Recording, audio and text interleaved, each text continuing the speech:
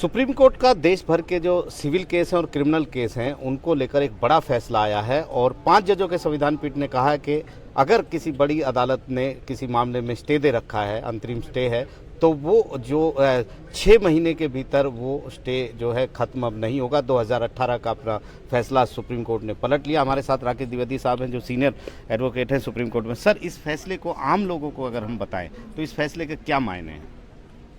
तो इसमें ऐसा है कि एक मुकदमा यहाँ हुआ था सुप्रीम कोर्ट में एशियन रीसर्फेसिंग के नाम से, और वो फौजदारी के मुकदमों से संबंधित था। तो होता क्या है कि जब हाई कोर्ट में कोई एफआईआर के खिलाफ मुकदमा करता है, पिटीशन दायर करता है, और उसमें हाई कोर्ट अगर ये देखती है कि कोई मुकदमा उसके खिलाफ धारा लागू नहीं होती है, मुकदमा नहीं बनता है, तो वो अंतरिम स्टे देती है, इंटरिम ऑर्डर प्रदान करती है। और अक्सर इंटरिम ऑर्डर्स ऐसे होते हैं कि इनको गिरफ्तार न किया जाए या जो इन्वेस्टिगेशन है वही ना चले आगे। तो चूंकि बहुत से हाई कोर्टों में काफ़ी अरसे लग जाते हैं मुकदमा दोबारा से जज के समक्ष प्रस्तुत होने में, और उससे विलम्ब होता है, उसको देखते हुए एशियन सर्फेसिंग में सुप्रीम कोर्ट ने एक ये व्यवस्था प्रतिपादित किया कि अगर 6 महीने के अंदर हाई कोर्ट उस अंतरिम आदेश को अप्रूव नहीं करती है, पुनः स्वीकृत नहीं करती है और आगे नहीं बढ़ाती कारण देते हुए, तो वो अंतरिम आदेश जो पहले पारित हुआ था वो स्वतः उसका अंत हो जाएगा, समाप्त हो जाएगा, प्रभावी नहीं रहेगा। तो इसकी वजह से क्या हो रहा था कि अगर हाई कोर्ट में फौजदारी के ऐसे 1 लाख मुकदमे लंबित हैं, तो वो सारे स्टे ऑर्डर जो है वो विकेट हो जा रहे थे। मैजिस्ट्रेट फिर भी उसको अपनी कार्रवाई को, या थाना जो है वो अपनी कार्रवाई आगे नहीं बढ़ा रहा था। तो सुप्रीम कोर्ट ने एक और आदेश पारित किया कि निचली अदालतें जो हैं वो मतलब उन पर ये वो बाधित हैं। 6 महीने के बाद अगर उनके समक्ष वो हाई कोर्ट का दूसरा आदेश प्रस्तुत नहीं होता है तो उन्हें अब अग्रिम कार्रवाई जारी कर देनी चाहिए। अगर थाने में इन्वेस्टिगेशन है तो इन्वेस्टिगेशन आगे बढ़ाना चाहिए। तो इससे समस्या हो रही थी कि अब दोबारा से दरखास्त लगाइए उसको, अगर हाई कोर्ट ने किसी वजह से जो वादी है उसकी गलती न भी हो, अगर मुकदमा अदालत में लिस्ट नहीं हुआ, सूचीबद्ध नहीं हुआ, और सूचीबद्ध अगर हो भी गया है तो जज साहब के समक्ष इतने मुकदमे थे कि वो उसको दोबारा से नहीं सुन पाए उस दिन, तो स्टे खारिज हो गया। और खारिज हो जाने की वजह से उनको तकलीफ हो रही थी, तो फिर दरखास्त लगाइए। वो दरखास्त कब लगेगी और कैसे सुनी जाएगी, तो लाखों मुकदमे और सो बोझा और बढ़ता जा रहा था। और इसके अतिरिक्त ये बड़ी अन्यायपूर्ण व्यवस्था थी कि जो प्रतिपक्ष है वो अक्सर जानबूझ करके जवाब ही नहीं लगाएगा 6 महीने तक, क्योंकि 6 महीने बाद वो स्वतः खत्म हो जाएगा। तो ऐसी स्थिति उत्पन्न हो रही थी कि जब यद्यपि वादी की कोई इसमें गलती नहीं है कि मुकदमा 6 महीने में लिस्ट नहीं हो पाया या टेकअप नहीं हो पाया, सुना नहीं जा सका, फिर भी उसके खिलाफ जो उसने आदेश प्राप्त किया था वो स्वतः समाप्त हो रहा था। तो ये सब कुछ देखते हुए इलाहाबाद उच्च न्यायालय का जो वकीलों का बार है, बार एसोसिएशन, उसने अपने सचिव श्री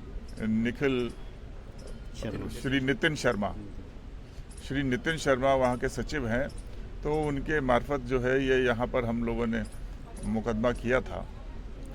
तो उसको आज फैसला सुनाया गया है और उसमें एशिया रीसर्फेसिंग का जो निर्णय था उसको पलट दिया गया है, उसको गलत करार दिया गया है। तो अब उसका परिणाम ये है कि जिस वादी को अगर कोई अंतरिम आदेश प्राप्त हुआ है तो जब तक वो अदालत उसको वेकेट नहीं करती है, उसको निरस्त नहीं करती है, तब तक वो आदेश चलेगा। और ये 6 माह की जो समय सीमा लगाई गई थी वो समाप्त कर दी गई है। तो ये इसका परिणाम होगा कि अब वो दोबारा से उसको बढ़ाने की ज़रूरत नहीं है। और इसके अतिरिक्त सुप्रीम कोर्ट ने अदालतों के लिए कुछ मार्गदर्शन भी सिद्धांत उसमें लिखे हैं और यह भी कहा है कि जब किन बातों को ध्यान में रखना चाहिए जब आरंभ में अंतरिम आदेश जारी होता है। और तीसरी बात उन्होंने स्वयं सुप्रीम कोर्ट के और उच्च न्यायालय के लिए कहा है कि कोई ऊंची अदालत निचली अदालत को भी आम तौर पे ये निर्देश नहीं देगी कि इतने समय में आप एक निर्धारित समय के अंदर मुकदमा निपटा दीजिए, क्योंकि उस अदालत में कितने मुकदमे हैं, कौन से ज़्यादा अर्जेंट हैं, ये सब वहाँ के जजेस जो हैं वही देख सकते हैं।